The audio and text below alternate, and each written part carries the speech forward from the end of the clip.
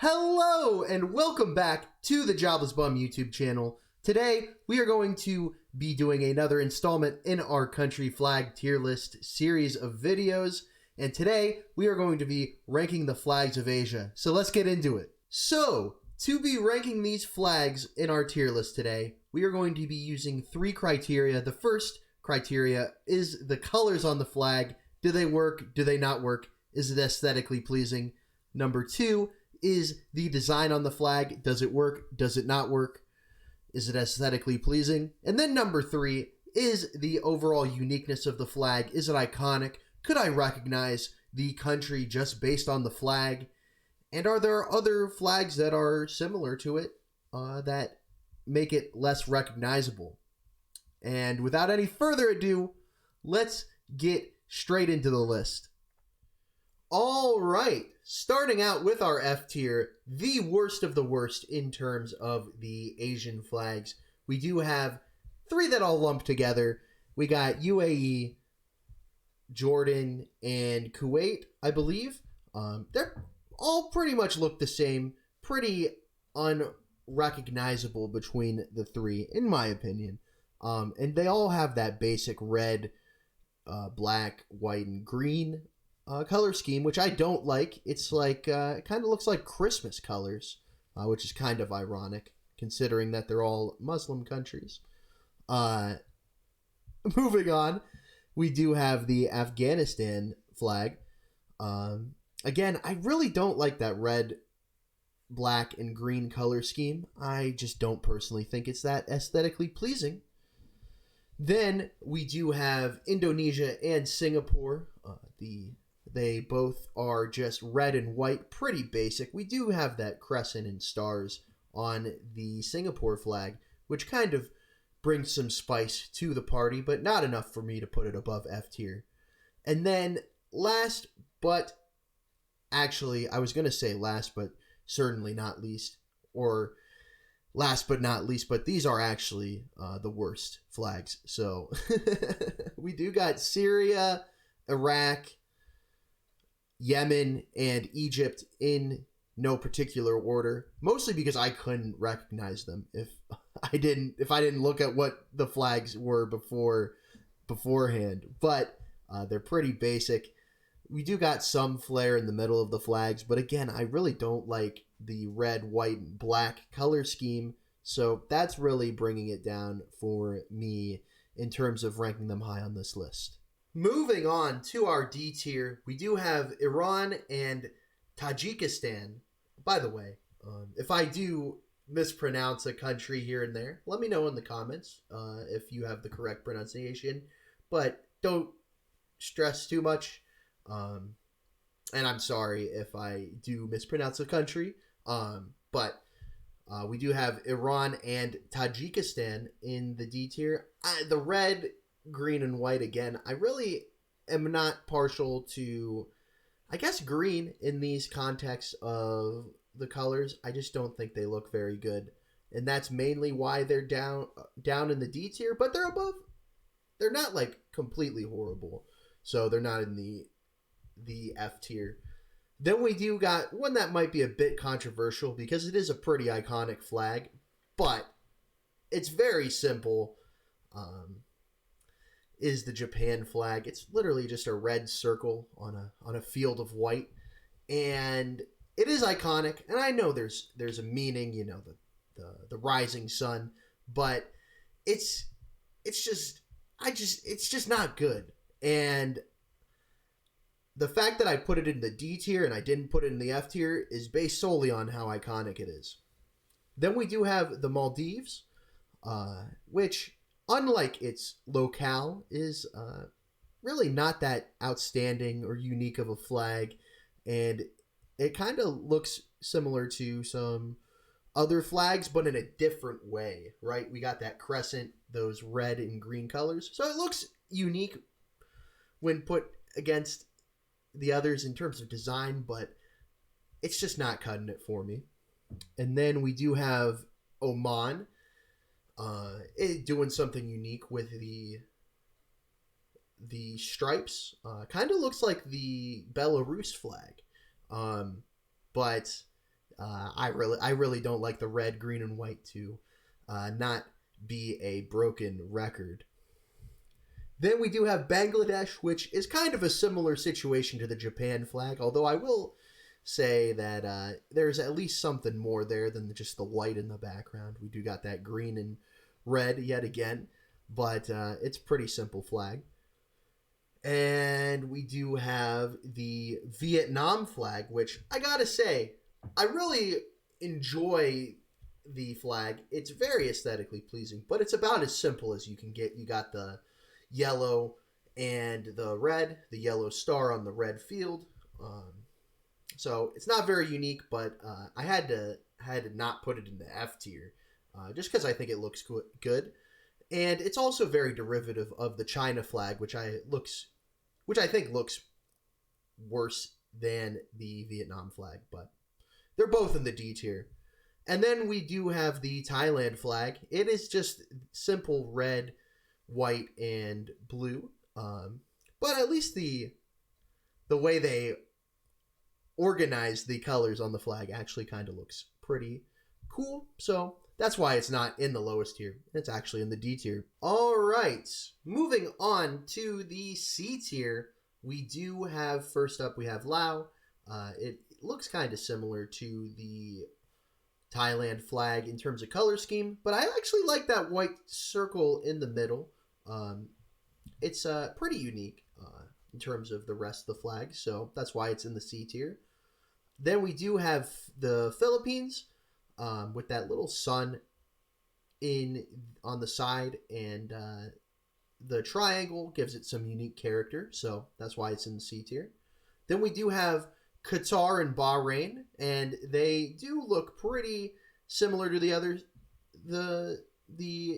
each other, but I think the colors are different enough where they're unique, and there's less jagged edges on the Bahrain flag, so I think they're unique enough in that way. But that is a very unique design. I've never seen a flag like that, so that's why they're in the C tier, even though they are pretty simple. Then we do got Lebanon, which I love that tree in the middle, bringing some character to the flag, but otherwise it is pretty basic colors, so that's why it's in the C tier, but I do love the design. Then we do have Malaysia, which is a blatant ripoff of the United States of America, but that's all right. I mean, imitation is the best form of flattery, so, gotta copy one of the best in that regard, but again, it is pretty much a blatant ripoff, so I couldn't put it much higher than the C tier, even though I do love the American flag. Then we do have Turkmenistan. This is solely due to how unique it is, because in terms of that little strip, I love whenever like a strip like that is added with some sort of design. But I can't really put it much higher than C, even though I love that aspect of the flag, because the rest of it looks like garbage. And then we do have two flags that are kind of similar in my eyes: Uzbekistan and Azerbaijan. Both got that crescent, some unique colors with the green and the blue. So pretty unique colors and design, but not really pushing the boundaries right there. And then we do have Pakistan, the green and the white. It is a simple flag. If you're gonna make like a boring flag, at least be simple, which I do like. And it's not gonna go into the higher tiers, but it's a simple, clean flag. So good job, Pakistan. Then we do have Israel. Pretty iconic flag. You got the Star of David, so that's always nice when you implement something from your culture into the flag, to be recognized by it. As what else is a flag other than something to recognize your country by? So I like that, but it is, again, pretty simple. So that's why it's in the C tier. Then we do have Saudi Arabia, which is solely on there because of the elements of the flag, in terms of the sword, and then the script. Otherwise, it's a very basic flag, but I think those look pretty cool, so that's why it's in the C tier. And now for the B tier. First off, we do have Kyrgyzstan, which I think kind of looks like a color swapped Xbox logo. I don't know. Take a look at it and decide for yourself, but I do like the little circle design in the middle of the flag, and the red really pops off in a way that a lot of the reds don't, with the yellow, so I think that's a good combination. Then we do have Kazakhstan, which is kind of similar to this flag in terms of the yellow little circle design in the middle of the flag, but then you got that awesome light blue color. Again, really pops off of the flag, so I do appreciate that. Then we do have India, which I really like the orange and the green and the white. I think those are some good colors. It is a pretty unique combination, at least for this part of the world. There are some flags in Africa that look like India and have the same color scheme, but in terms of this region of the world, it is pretty unique. Then we do have North Korea, and, you know, regardless of the politics of the flag, I'm trying not to include that into the discussion of the tier list, but the red, blue, and white look pretty cool, and the star with the white background looks pretty cool as well. And then finally, we do have Timor-Leste, which the black and gold triangles look pretty cool with the red. I think it's just good color scheme. Pretty unique design, so that's why it's in the B tier. Now for the A tier, almost to the top of the list, but not quite making that final cut. We do have Brunei, which is because of the colors. I really like the colors. The yellow, black, and white, in terms of being the main colors of the flag, is pretty unique. And we do have the red emblem in the middle of the flag, which is pretty cool as well. So makes for an A tier flag. Not the top of the top, but it's up there. Then we do have Myanmar, which is a pretty cool flag. The yellow, green, and red, I think, work really well, and you got that big star in the middle. It's a pretty cool flag, all things considered. Then we do have Mongolia, which you got that that emblem on the side, which is an interesting choice, which I end up liking the choice of the putting the emblem on the side. It is pretty unique as well. And you got that red, blue, red, and the yellow colors. I think they really work as well. So it's a good flag.